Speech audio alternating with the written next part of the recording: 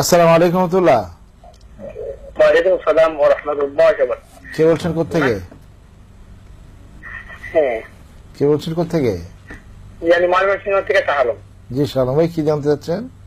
যে আমার তিনটা প্রশ্ন আছে। প্রশ্ন হচ্ছে এক, তো আমাদের দেশে কিছুদিন আগে ঈদে মিলাদুন্নবী নামে যেটা হয়ে গেল আর কি, তো এইগুলা কোরআন সুন্নাহর আলোকে কতটুকু সহিহ? হ্যাঁ এক। আর দ্বিতীয় নম্বর প্রশ্ন হচ্ছে, তো আমি শুনছি কামালউদ্দিন জাফলুনি স্যার নাকি হানাফি মাযহাবের অনুসারী, তো উনি ভালো হাদিসের আলোকে কথা বলেন, কিন্তু কি করে হানাফি মাযহাবের অনুসারী হয়ে থাকেন? তো আমার প্রশ্ন। আর তৃতীয় নম্বর প্রশ্ন হচ্ছে তাবিজ সম্পর্কে, তাবিজ ব্যবহার করা কোরআন সুন্নাহর আলোকে কতটুকু সঠিক? তিনটা প্রশ্ন। শুকরান। আপনারা জানেন যে 17 বছর ধরে আমাদের এই ইলেকট্রনিক মিডিয়ায় প্রথম ইসলামের কথা বলা শুরু করি আমরা, এবং আমরা ঈদে মিলাদুন্নবীকে জানাতে চাই যে এটা সিরাতুন নবী রাসূল সাল্লাল্লাহু আলাইহি ওয়াসাল্লাম জীবন আদর্শ দিবস, নবী দিবস হিসেবে আমরা এটাকে পালন করি। আর ওস্তাদ তো নিজেই একটু আগেই বললেন উনি হানাফি মাযহাবের অনুসারী, যেহেতু ইমাম আবু হানিফা বলেছে সঠিক হাদিস অনুসরণ করতে, সেটাই। আসুন আমরা ওনার কাছ থেকে আবার শুনি কথাটা। জি, আমাদের শাহ আলম সাহেব, তার প্রশ্ন হচ্ছে যে ঈদে মিলাদুন্নবী যে আমরা এখন কি কয় আমরা আমার দেশের পালন করি, এটা কতখানি ঠিক? দেখুন, এটা নবী করিম সাল্লাল্লাহু আলাইহি ওয়াসাল্লাম নিজেও করেননি, তার অনুসারীরা করেননি, সাহাবায়ে কেরাম করেননি, 4 খলিফাও করেননি, 4 ইমামও এই ব্যাপারে কোনো বক্তব্য দেননি যে ঈদে মিলাদুন্নবী করতে হবে। এগুলি হলে ইহদাস ফিদ্দিন, দিনের নামে নতুন কিছু চালু করে। তাহলে ঈদ আপনারা সবাই জানেন, একটা সাধারণ লোকের মুসলমানদের ঈদ কয়টা? জবাব দিয়ে 2টা নবী সাল্লাল্লাহু আলাইহি ওয়াসাল্লামের সুন্নতের দ্বারা। একটা হলো ঈদ উল ফিতর, একটা ঈদ উল আযহা। 3টা হয়তো, আরেকটা হইব ঈদে মিলাদুন্নবী। এটার কোনো দলিলই নেই। নবী সাল্লাল্লাহু আলাইহি ওয়াসাল্লাম বলেছেন, এটা আপনি নতুন করে তো ঈদ চালু করতে পারেন না। আর যদি ঈদ চালু করেন তো দেখুন, আমরা ঈদের 2 রাকাত নামাজ পড়ি, আমরা খুতবা দিই, আমরা তাকবীর পড়ি, আমরা মাঠে যাই। এই যে ঈদে মিলাদুন্নবী করার জন্য কোন মাঠে যাই আমরা, কয়টা তাকবীর দেই, কয়টা খুতবা হয়, কে ইমামতি করে, তারপরে কিছুই না। তো এগুলি হলো একবারেই যেটাকে বলা হয় দলিলবিহীন কথা, ভিত্তিহীন কথাবার্তা।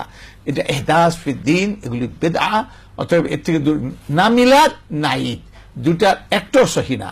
কিছু মৌলবীরা আছে, বিশেষ করে পাকিস্তান থেকে কিছু মৌলবীরা আছে, তারা এটাকে বেশি করে হাওয়া দেয়, আর এগুলি দিয়ে নানান ধরনের ব্যবসা বাণিজ্য এগুলো চলে। আল্লাহ আমাদের হেদায়েত করুন। নবী সাল্লাল্লাহু আলাইহি ওয়াসাল্লামের তার সিরত নিয়ে, তার জীবন চরিত নিয়ে, তার এগুলি তার নিয়ে আমরা সব সারা বছরই আলোচনা করব, এগুলি মানবো, করবো। ইয়াউমুন নবী, নবী দিবস যদি হয়, সে জন্মগ্রহণ করে থাকেন, আর 12 তারিখে তিনি জন্মগ্রহণ করেছেন, এটা অনেক বিতর্কিত ব্যাপার, 12 রবিউল আউয়াল। তো যাই হোক, এরপরে আরেকটি কথা হলো, নবী সাল্লাল্লাহু আলাইহি ওয়াসাল্লাম আবার তিরোধান কিন্তু একই তারিখে, মৃত্যুবরণ করেছেন তিনি এই তারিখে। তাহলে এই তারিখে যদি আপনি ঈদ করেন, মানে আনন্দ করেন জন্মকে কেন্দ্র করে, তো মৃত্যুকে কেন্দ্র করে কি করা দরকার? কয় ঘন্টা করবেন আপনি শোক মানাবেন, মানে আনন্দ প্রকাশ করবেন না, দুঃখ করবেন, করবেন, আবার কয় ঘন্টা? এগুলিও তো একটা কথা, এগুলি কনফ্লিক্ট করে না, কন্ট্রাডিক্ট করে। কাজে কোনো যুক্তি তো এটা আসে না যে আপনি ওইটা করবেন, জন্ম নিয়ে করবেন তো মৃত্যু নিয়ে করবেন না, জন্ম যে থাকে তো মৃত্যু তো আছে। তো যাই হোক, এগুলি একবারেই কি বলবো, মূর্খতা ভিত্তিক। এই যেগুলি খুব মানুষের কাছে, কিছু মানুষের কাছে খুব মজা। যাই হোক, আমরা দুরুদ সালাম পড়ি নবী সাল্লাল্লাহু আলাইহি ওয়াসাল্লামের প্রতি, এটাই আমাদের জন্য হুজুর উপর মহব্বত করা, তার আনুগত্য করা, তাকে সালাম দেয়া, দুরুদ শরীফ পড়া, এগুলো। এরপর আমার ব্যাপারে হলো আমি হানাফি। হ্যাঁ, আমি অবশ্যই হানাফি। আবু হানিফা রাহমাতুল্লাহ আলাইহি ইমামদের মধ্যে তিনি বড় ইমাম, এবং সবাই তিনি হলেন মুক্তাদা, মানে প্রথম ইমাম আবু হানিফা রাহমাতুল্লাহ আলাইহি। ইসলামের বড় সন্তানদের একজন আবু হানিফা রাহমাতুল্লাহ আলাইহি। তো তার ব্যাখ্যা আমরা এগুলি দেখি, তিনি কিভাবে ইস্তেখরাজ করতেন, ইস্তেমবাদ করতেন, এগুলি আমরা দেখে অনুপ্রাণিত হই, ইলম শিখে। ইমাম শাফি বলছে, যে ব্যক্তি ফিকহের সামান্য যদি কিছু পেয়ে থাকো ফাহু আলা আয়াল আবি হানিফা, আবু হানিফা রুহানি সন্তান, ইমাম শাফি বলছেন। ইমাম আবু হানিফার ছাত্র হইল ইমাম মুহাম্মদ, ইমাম মুহাম্মদের ছাত্র ইমাম শাফি, ইমাম শাফির ছাত্র হল ইমাম আহমদ। তো গোড়া তো ইমাম আবু হানিফা রাহমাতুল্লাহ আলাইহি।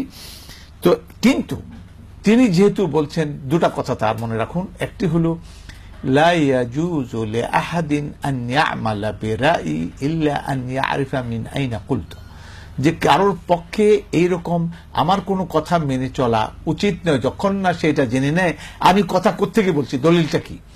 আরেকটি হলো এটা সহাল হাদিস ও মাযহাবি, সহিহ হাদিস পাওয়া যায় ওইটি আমার মাযহাব। সুতরাং আমি সেই হানাফি, আমি আন্দা হানাফি না।